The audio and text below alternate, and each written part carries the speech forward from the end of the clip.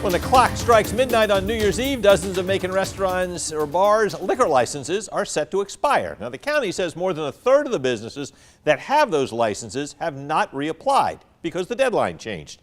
Abby Casares joins us live on 2nd Street after talking to several bar owners today. Well, the good news is if you're planning on heading here for New Year's Eve, these guys have already submitted those applications well in advance. But County Commissioner Virgil Watkins says he'd like to extend a grace period for others who haven't applied yet.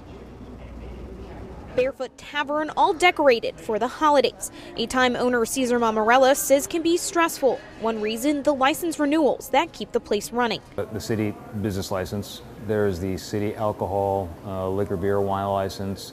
You've got the Georgia Department of Revenue license. You've got the health department. Bibb County's Business Development Services Division says the county has nearly 400 businesses with liquor licenses. As of last Friday, nearly a third of them haven't reapplied yet. As long as you get your license, it's going to take us some time. Like the bureaucratic process, they have to check background checks and whatever it is they do. This year, County Commissioner Virgil Watkins sponsored an ordinance to move the deadline for every business to December 31st. But he says there's no guarantee that applications submitted after November 1st will get processed in time. It's going to take time. As long as you have your paperwork in before the deadline, you're fine. Whatever time it takes us to get it done, that's not on you, that's on the county. He's sponsoring a new ordinance to allow a 60-day grace period.